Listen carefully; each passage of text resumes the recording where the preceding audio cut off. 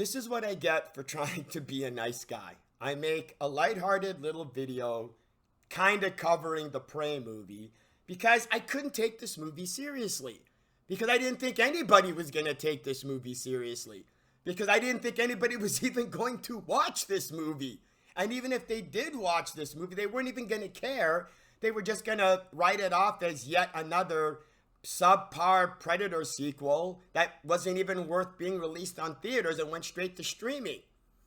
So I made this video, I made my previous video to try to convince people, yes, you might normally not want to watch the Prey movie, but watch it to at least make fun of it. That's the only benefit you're going to get from it. And I gave a few examples of some of the little stupid, because in my mind, if I'm trying to convince you to watch the Prey movie, to laugh at the stupid, I'm not going to talk about the big stupid, because for me, that would have been the equivalent of spoilers. But even with just the little bit that I gave, I'm getting all this backlash. There are people defending this movie, and I'm going, why are people defending this movie? Hell, why are people even praising this movie? So, you know what? No more Mr. Nice Guy. Let's talk about how full of stupid the Prey movie was. And we're going to start off with my favorite scene. Now, most of you think I'm probably going to start off with the Naru versus the Lion scene, which is a great scene. Don't get me wrong. It's a great scene to establish the level of bullshit, stupid, plot armor, plot holes that the movie literally is based on to actually be able to make it work. And it's also a great example to establish how full of shit the audience is, that they purposely ignore by accepting that scene, are purposely ignoring all the bullshit stupid of this movie. I'll get into that scene, later on. I love that scene. Don't worry.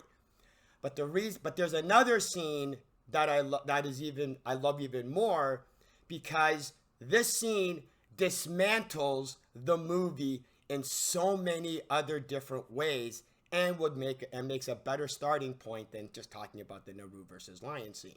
What scene is that? Oh, it's this one.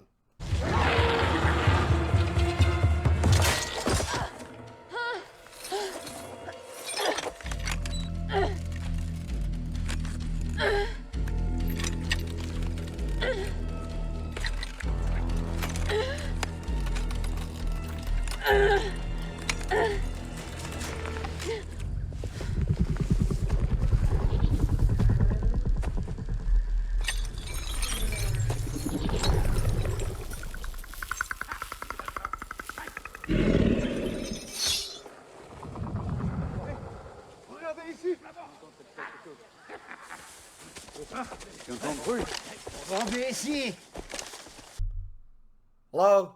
Where you going? Predator, hello? Where you going? There's 4 hunters there. Attack and kill the hunters. What? Why aren't you attacking and killing the hunter? Like what is it? Lunch break time? What, you got a lunch break? What is there, is there like a quota? Because he's hunting? Is there like a hunting quota amongst the predators where he's only allowed to kill so many victims a day?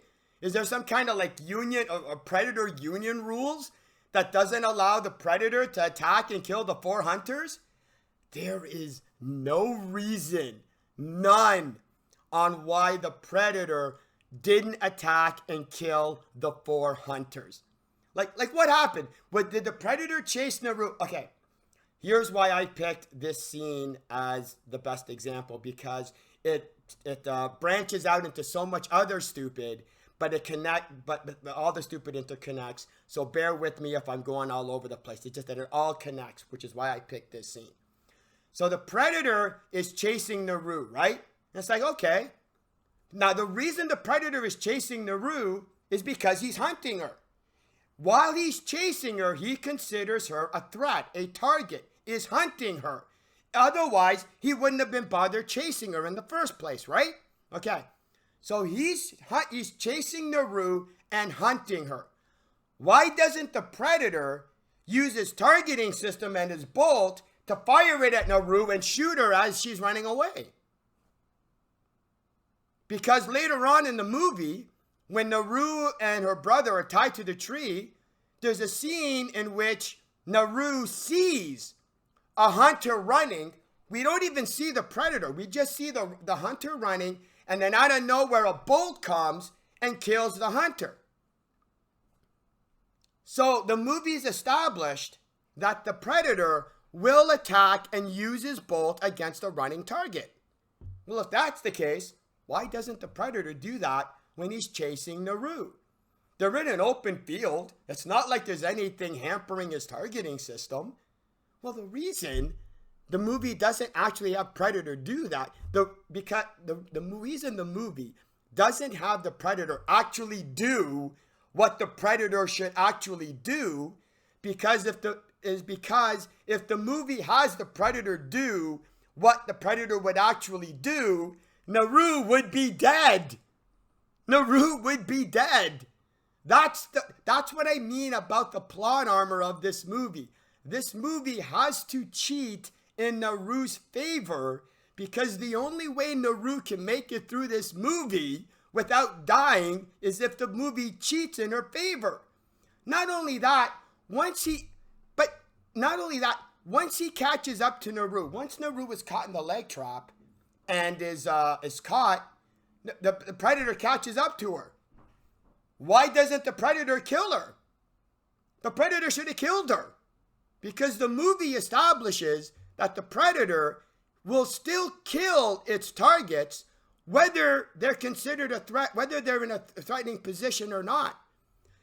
With the hunters, there are a number of scenes in which you see the predator killing hunters who are not a threat to him, who are not even anywhere close to a threat, but still kills them. So the movie establishes that the predator doesn't give a damn if who he's hunting is a threat or not, but will still kill the target. Meaning, when the predator caught up to Naru, according to the movie, the predator should have killed Naru. But the movie can't have the predator do what the movie's established that the predator will actually do. Because if the movie actually has the predator do what the movie has established that the predator can do, the predator would kill Naru. And the movie can't have the predator kill Naru, because that would defeat the purpose of the movie. So in 15 seconds, the movie establishes the plot armor necessary to keep Naru alive. Within 15 seconds are two examples of the movie having the predator not actually do what the movie establishes the predator can do. Because if the movie has the predator do what the movie establishes the predator can do, guess what? Naru's dead. As another example, at the end of the movie, at the end of the fight scene, when Naru jumps on the predator's shoulders, right? And she starts wrapping the rope around his neck. What's the predator do? Well, because he's lost one arm, right? He's like this. He's like this. He's flailing around. 2 seconds prior, he was ready and willing to take her on. Suddenly, she jumps on his shoulder and he's confused. I don't know what to do. The predator could have easily just have grabbed Naru, thrown her to the ground, punched her in the face, and killed Naru. You want to know why he could have just punched her in the face once and killed Naru? Because early in the movie, we see the scene between the predator and the grizzly bear. How does the predator kill the grizzly bear? He punches the grizzly bear in the head once, and that kills the grizzly bear. That scene establishes the power and strength of the predator. There's no way Naru can be able to survive that. Not only that, during the fight, you have because people, in case anybody's going, oh yeah, but between that scene and the fight, the predator got wounded and attacked and hit. It's like, yeah, sure, not a problem. Except also during that fight, the predator leaps and punches his arm through or into a tree. He punches his arm into a tree, meaning even during the fight with Naru, the Predator still has enough strength and power to punch into a goddamn tree. You don't think that the Predator could grab Naru, punch her in the face, and kill her? Hell, in the fight scene between Naru and the Comanche warrior, right? Because they're on the ground fighting and struggling, whatever. She gets back up. One of the human Comanche warriors punches her in the face and she gets knocked down. Just a regular punch. Just a regular punch from a human Comanche male warrior, hitting her in the face, not even trying to knock her out, not even a full punch, just a regular punch, and Naru goes down. The movie establishes the weakness of Naru, which is why they can never actually have the Predator hit Naru, and even if they do, she gets to shake it off. All the Predator has to do is punch Naru once in the face. She's out. Which is why they can't have the Predator grab Naru, throw her on the ground, and punch her in the face. They can't have the Predator punch her ever. They can have the Predator throw her away and toss her, but you can't actually have the Predator punch her, because guess what? That would cause Naru to die. But even if you didn't have him grab her and throw her down, just extend his arm, have the shield, and then just stab her. That's it. It's over. Fight's done. But you can't have the Predator do that, because guess what? See, here again, other examples of the movie can't have the Predator do what the Predator would actually do, because if the movie has the Predator do what the Predator would actually do, Naru would be dead. Again, two more examples within a 10-second time frame in which Naru should have been dead. There are so many instances. The bear, the grizzly bear. She sees the grizzly bear. Again, I told you I'm going all over the place. She sees the grizzly bear. This is the great hunter that you guys are calling Naru. She thinks she can take out a bear with an arrow. She can't even hit the freaking rabbits with a hatchet. I'll get to the hatchets in a second. I'm going way too off track here. You have Naru thinking that she can actually kill a grizzly bear with one arrow. But what happens? The string breaks, right? So but because what she did, the bear actually knows that she's there, and the bear comes up after her. And I'm going, okay, she's gonna bolt, she's gonna run. What does the movie have her do? No, she's gonna stick around and she's gonna restring the bow.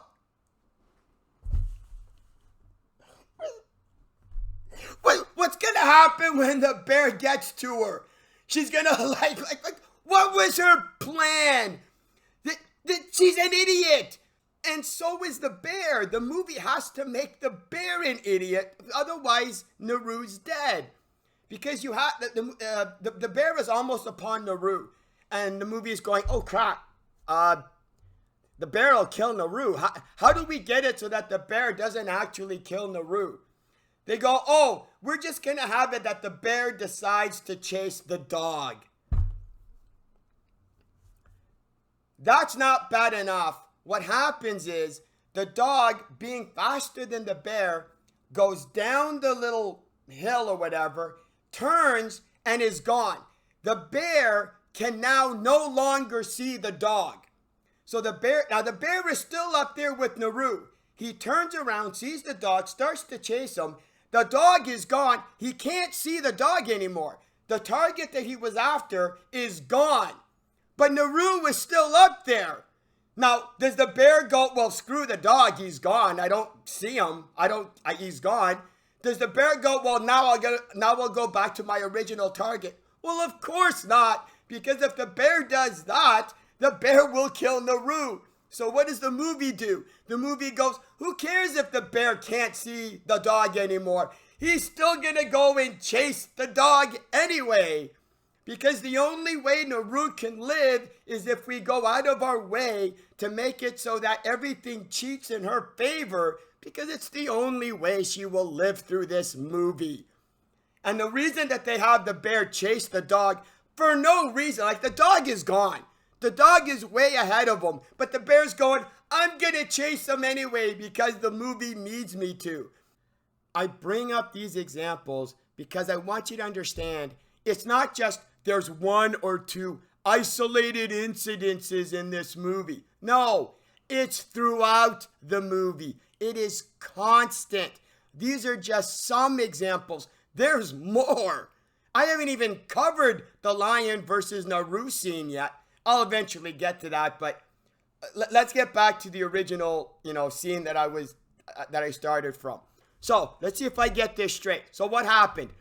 The predator chases Naru, doesn't kill her, catches up to her because she fell down and she's caught in the animal trap. The animal trap. We got to talk about the animal trap. So here's the thing. I told you this scene leads to so many other stupid. You have the scene in the beginning of the movie where the dog gets caught in a leg trap that somehow bypasses the leg and mysteriously, somehow, magically hits the tail. I don't know. My guess is there are people in the audience who probably would have been triggered if they saw a poor little dog have his leg caught in an animal trap. But apparently these same people don't have a problem seeing somebody getting decapitated and all the gore and stuff and the whatever. I don't care. But anyway, aside from that, we have it that the dog's tail somehow gets caught in the animal trap. But here's the thing. This is a very relevant scene because what happens is we see Naru grab a bunch of, something out of the pouch, puts it on the dog's tail, and not only does it alleviate the pain, but it also heals the wound. And it's like, oh, okay, great. I love that scene because that scene establishes Naru has some kind of medicine, whatever it is, that can heal wounds. So later on in the film, if Naru or anybody else gets injured, the movie can safely have Naru use that same medicine. And when Naru uses it on herself or somebody else, we're going, well, yeah, because the movie's already established and we've accepted it. That's called suspension of disbelief, boys and girls. The movie establishing that there is a bit of medicine that can alleviate the pain and heal the wound. So if later on something else happens and Naru uses that same medicine, we're going, yes, it works. It makes sense. Except later on in the movie, Naru gets caught in an animal trap, gets it on her leg, and you can actually see that her leg is cut. It's wounded. It's damaged. She's hurt. And I'm going, great, not a problem. Just have Naru use the same medicine that she used on the dog's tail and do it on her ankle or her leg. And guess what? You would have solved the problem. That would have worked. That would have made sense. What does the movie do? We don't need no stinking medicine. We're just gonna have it that it doesn't hurt her anyway. That she can have her leg caught in an animal trap and it doesn't hurt. It doesn't cause her any pain. It doesn't slow her down. It doesn't cause her.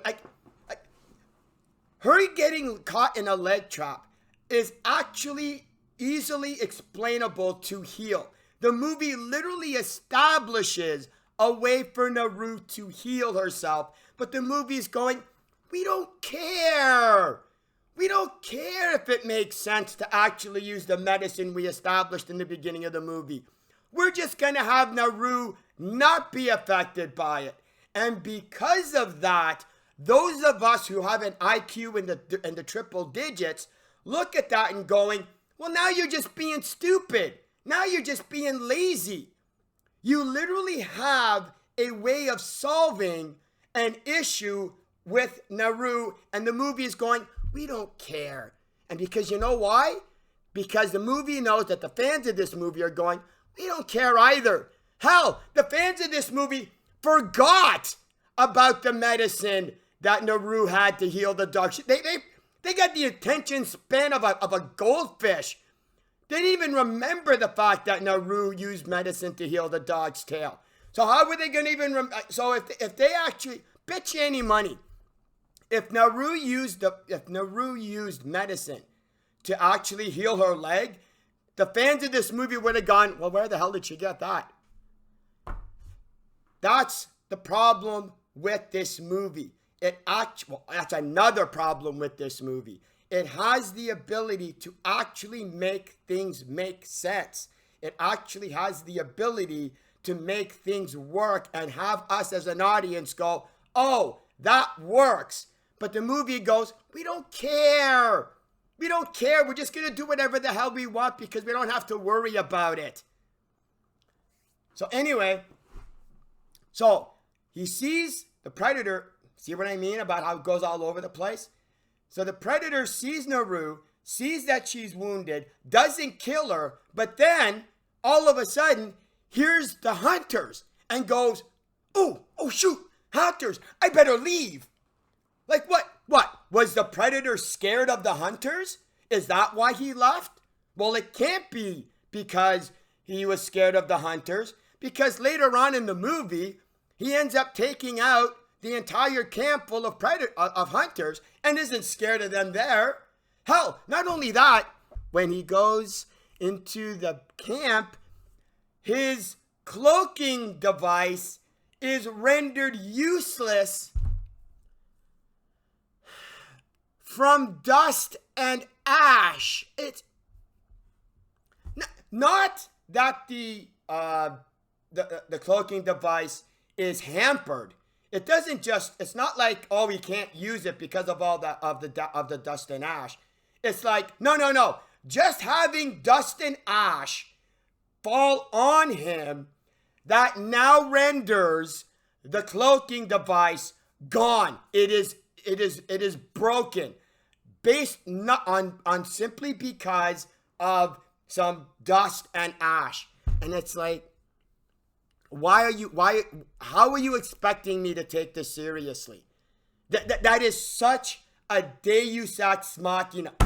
Speaking of Deus Ex Machinas, Jesus Christ, the flowers, sorry, I'm going all over the place. I told you, there's a shit ton of stupid in this movie.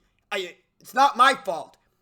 The flowers. Now, the flowers, the orange flower petals is such a Deus Ex Machina, because in the beginning of the movie, when you have Naru with her mother, you see the mother grinding the ingredients for the medicine, whatever plants or stuff that she was grinding them up. Now the mother was going to add the orange flower petals to the medicine to complete the medicine. So we're going, okay, that works. The orange flower petals are just part of the medicine. The movie is going, nope, too complicated. We're going to have it that there are these magical orange petaled flowers that just by eating these petals, just by eating a couple of orange flower petals, you can now reduce your body temperature to the point where you can evade the predator's heat vision. Like, where does this movie take place? Middle Earth? Because this isn't science fiction anymore, boys and girls. We've now entered the realm of magic. I'll even get, and there's more examples of magic, and I'll get to them. So the orange flower petals are magic. It's lazy ass Deus Ex hack writing. Just eat a couple of these magic flower petals, and your body temperature is reduced so low that you are now immune to, infrared. And it's like, out of curiosity, wouldn't that cause some type of other internal body damage? Like if your body temperature has been reduced so low, wouldn't that cause you to, I don't know, collapse? And you're like, you can't walk, you can't stand, you can't move because you've just reduced your body temperature so low. Hence why I mean magical flower petals. The movie's going, we don't care if it doesn't make any sense. It's a pure Deus ex machina. Not only that, like how many petals does it take? Like how many petals would it take that it only reduces their body temperature by half? The movie doesn't know and the movie doesn't care. Just take any amount of flower petals and it's more than enough to, again, there's just so much. And not only that, it's like in what? In seconds. It's in seconds because there's the scene where Naru has the hunter that she cuts his leg off, and it's the scene where the predator comes up and that's where she has the gun. She eats some flower petals and like what? Maybe, I don't know, I'll be generous, say 20 seconds later, right? The predator shows up and she's immune to and he can't see her. And it's like, how fast acting are these flower petals? I mean, it's like, I know the mud in the first Predator movie isn't exactly right, but it's not these magic flower petals that you can just take any amount and it renders you fully immune to infrared, and you can take any amount, it doesn't matter, and you can take you can take the flower petals, drop your body temperature, and you can still walk and run. I mean, there's suspension of disbelief, and then there's bullshit stupid and Deus ex machina. And if you are looking at these flowers and going, that suspension of disbelief and not Deus ex machina bullshit stupid, you've already lost. You've already established you don't care. Just admit that this movie can do whatever it wants and you don't care. You're either too stupid. There's only two ways to make it through this movie. You're either too stupid to know how stupid this movie is, or two, you don't care how stupid this movie is. This movie can do whatever it wants and you don't care. Your only defense for this movie is you don't care. No matter what examples I bring up in this video about the stupid in this movie, you can try and spin it and twist it and try and justify it all you want. That's not your reasoning for why you accepted that scene. That's not why you accepted the stupid in this movie. The reason you accepted all of the stupid in this movie is not because of your justification, not because of how you're spinning it, not how you twisted it, but because one, you didn't realize how stupid it was, or two, you didn't care. Sorry. Anyway, back to where, you know what? No, speaking of magic, I want to talk about how else there's magic. So you got the flower petals that are magic, and the rope, the magic rope that Naru puts on her hatchets. Okay, now, what do you mean they're magic? Let me explain how they're magic. Because the scene, there's a scene where it shows Naru aiming at the rabbits and can't hit. Here's the thing about Naru. Naru, the movie establishes Naru cannot hit a moving target. When she tries to hit the deer, she misses. There's like, what, I think there's like maybe, 2 or 3 rabbits. Every time she tries to hit one of the rabbits, she misses. The only thing this great hunter Naru can hit is a tree. As long as the target isn't moving, Naru can hit it. Not a problem. But if the target actually moves, Naru can't hit shit. So the scene shows Naru aiming for the rabbits and misses. So what does she do?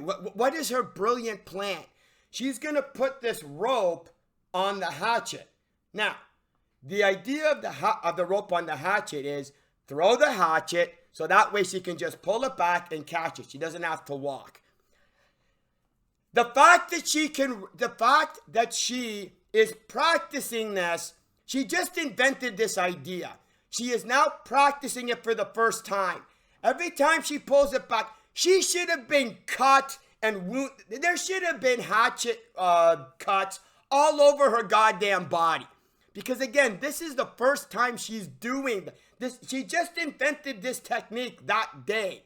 And she starts throwing it and catching it, and she's automatically catching it. Bullshit. She should have been missing. She should have been ducking. She should have had cuts all over her place. But the movie's going, we don't care. That makes sense.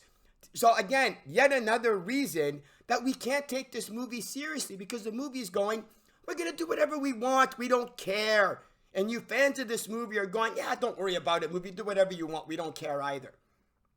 Anyway, sorry I'm segueing again.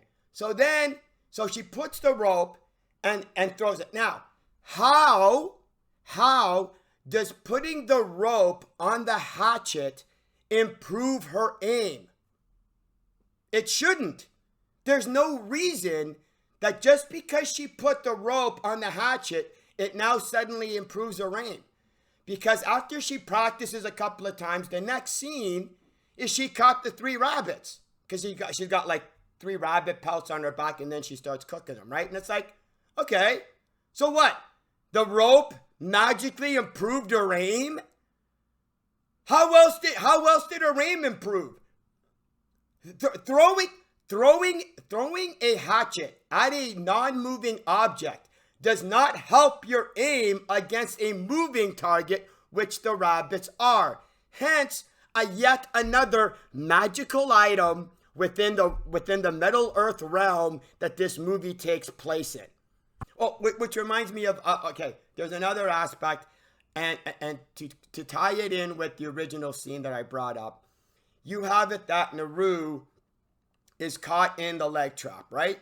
And goes, oh, okay, the predator leaves, and the reason the predator leaves is because she is caught in a leg trap, and she's now considered no longer a threat.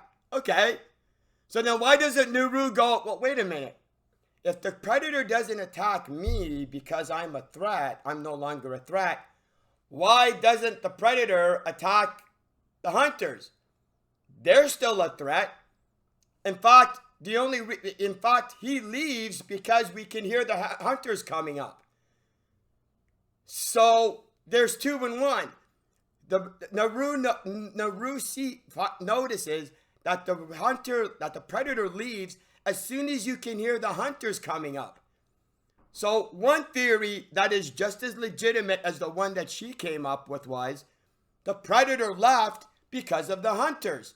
Because the hunters probably have the rifles and the pistols that the Comanche warriors don't have, and maybe the predator is afraid of the hunters. That theory is just as legitimate as the one she came up with. In fact, her theory doesn't even make any sense, because, or her theory doesn't, even if she uses that theory, it's like, okay, let me see if I get this straight. The predator didn't kill me because it didn't consider me a threat. Well, then why didn't it kill the hunters? The hunters are a threat. So Naru was able to put 2 and 2 together to figure out that the reason the predator didn't kill her was because she was no longer considered a threat. But somehow didn't put 2 and 2 together to wonder why the hell didn't the predator attack the hunters. Not only that, you have it, as I said, Naru sees the predator shoot the bolt at one of the hunters running away. So then, why didn't Naru at that moment, as she's coming up with the theory of, because she's still tied to the tree with her brother, and goes, don't worry, the predator won't attack us because I put 2 and 2 together and realized that the predator doesn't attack us if you're not considered a threat. So when she saw the predator fire the bolt at the runaway hunter, why didn't Naru put two and two together and go, well, wait a minute.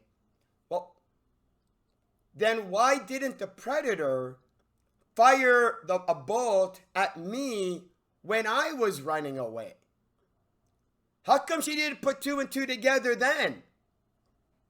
Isn't it a coincidence how Naru never puts two and two together in regards to situations that establish the bullshit stupid of this movie? And not only didn't Naru put two and two together in realizing all the bullshit stupid of this movie, you fans of this movie also couldn't put two and two together to realize the bullshit in this movie. Her being able to figure out about the infrared, I loved it. So let me see if I get this straight. There's that wounded hunter that teaches her how to use the pistol, and she gives the hunter some of the flowers to help him, survive. The predator then shows up, and the hunter is lying still, motionless, right? Not moving a muscle.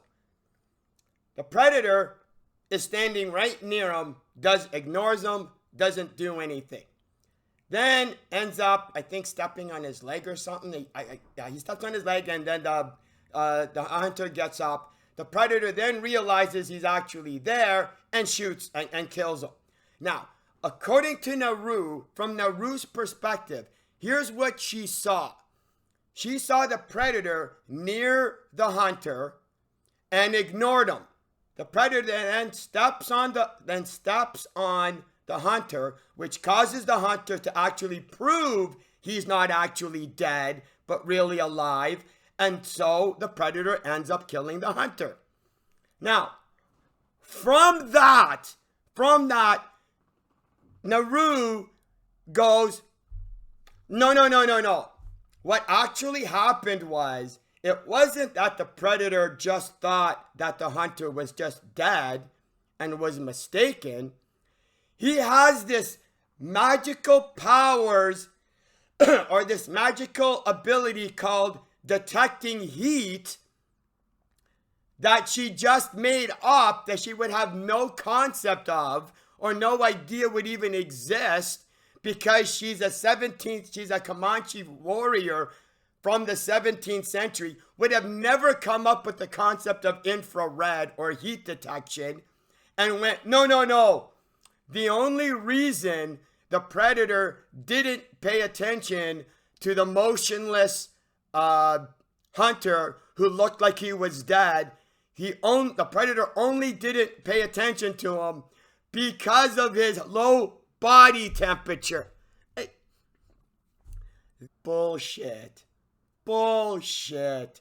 That wasn't Naru putting 2 plus 2 and coming up with that. That was Naru going 2 plus the square root of 49 divided by the square root of pi times the angle of an isosceles triangle.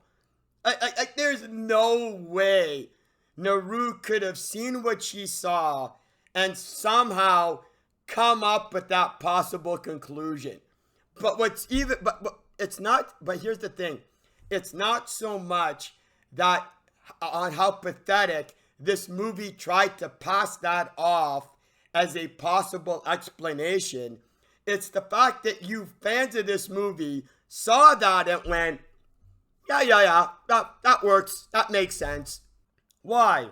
Because Naru goes, he can't see him. Actually, Naru, yes, he can. The movie once again establishes that Naru is wrong, because the movie actually establishes that the predator can see the hunter. It's just that he sees the hunter all in blue. Now, here's what I love about this. Because Naru is wrong in her assumption on how the flower petals work, not only does it screw over Naru, it screws over the movie. So now we're going to talk about another scene. I'm just going to segue a bit. It's the scene where Naru sets up the predator and has the gun behind, is standing behind him and has the gun to the back of his head. Right? Remember that scene? Okay. I'm going to set up that scene because I love this scene. So, the scene starts off with Naru, who captured the hunter and cut off his leg to use as bait to attract the predator. Except, according to Naru, when she was tied to the tree with her brother, Naru establishes that the predator doesn't care about bait and doesn't hunt that way. So then, why would Naru set up the hunter as bait if, according to Naru, the predator doesn't work that way? And if, according to Naru, the predator doesn't work that way, how come the predator ends up coming for the bait? But also, according to Naru, she goes to her brother. The reason she wasn't killed by the predator is because the predator didn't consider her a threat. But she cuts off the hunter's legs, and he's pretty much helpless and isn't a threat. But for some reason, expects the predator to show up and kill the hunter who isn't a threat. So then, why does the predator show up and kill the hunter who isn't a threat? Because once the predator actually kills the hunter who it no longer considers a threat, why wouldn't Naru go, well, wait a minute. If the predator actually does kill someone who isn't a threat, how come he didn't kill me when I wasn't a threat? The setup of that scene is literally having Naru establish how full of shit Naru is. The whole setup of that scene is Naru literally invalidating herself. It's beautiful. I love this scene. I'm watching it and I'm going, does Naru actually realize what the hell she's doing? Apparently not. Does the movie realize what Naru is doing? Apparently not. Did you fans of this movie realize what was happening? Apparently not. Can someone remind me why I'm supposed to take this movie seriously? I keep forgetting. Anybody. Somebody help me somebody help remind me why I'm supposed to take this movie seriously. Oh, God. But let's get to the fact that Naru takes the flower petals, and according to what Naru believes, that should render her, okay, not invisible, because I don't think she would know that term, but by taking the orange petals, the predator will not be able to see her, would effectively render her invisible. Except, according to the movie, that's not how it would work. So Naru takes the orange flower petals, is kind of standing between the predator and the hunter with the leg cut off. So Naru is now standing between them. Well, because the movie has already established that the predator can see someone who has taken the flower petals and lowered their body temperature, but can only see them as blue, which is what Naru did, that means, according to this movie, the predator should be able to see Naru standing there just all in blue. Except here's the problem. The movie can't have that happen. Because if the movie actually has the predator work the way the movie has established the way the predator works, Naru would be dead. Again, yet again, another scenario in which if the movie actually has the predator do the things the predator would actually do, oops, the Naru's dead. So the movie's going, oh crap, we can't actually have the flower petals work the way we established that they work, and we can't actually have the predator's infrared work the way we established it work. So we're gonna scrap all that, and we're gonna make the flower petals work the way Naru says the flower petals work. We're gonna literally contradict ourselves and go, screw what we've actually established on how the flower petals work. Screw on how we've established the predator's infrared work. We're not gonna make everything work the way Naru says it is. So when the predator looks forward, guess what?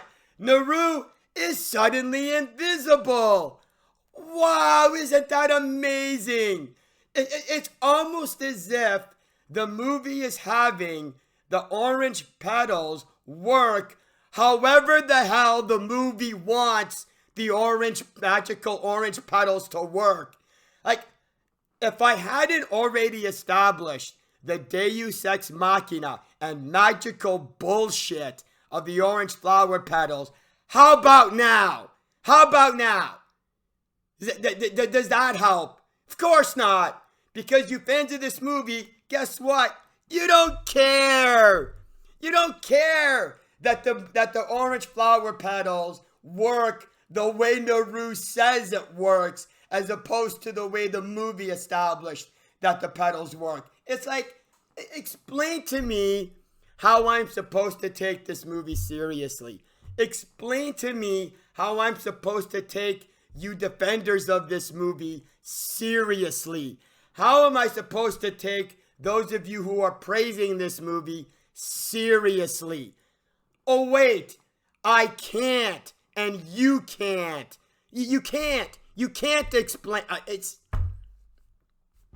But speaking of the scene, because we have, there's also something else I want to cover about this scene. It's the fact that Naru is standing behind the predator, right, facing the back of his head at pretty much point blank range, and I see it, and I'm going, okay, just shoot him in the back of the head. Just shoot him in the back of the head, Naru. What do you like? But what does Naru do? Nope. Just shoots him at the top of the head so that the mask could fly off, so that she could grab the mask and run. And I'm going, but why? Just shoot him in the back of the head. That would easily severely. I think the predator would be severely wounded if half of the back of his head was blown off.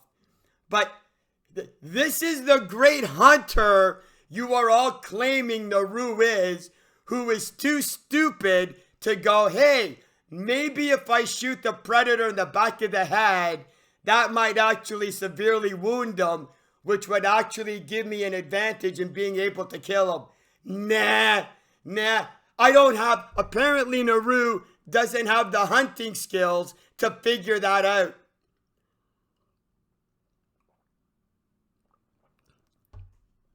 But then again, we're talking about a hunter who thinks that she can take out a grizzly. This is a hunter who thinks she can take out a grizzly bear with one arrow, but at the same time has a point blank range at the back of the predator's head and goes, yeah, shooting him in the back of the head isn't gonna actually be effective.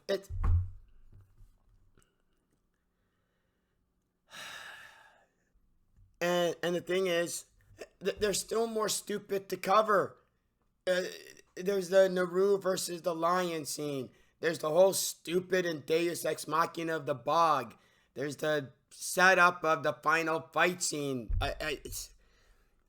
I know I said I was going to cover the Lion versus the Naru scene, but everybody knows how stupid that is. Everybody knows.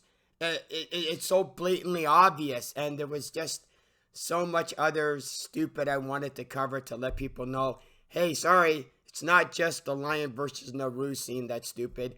There's a shit ton of other stupid.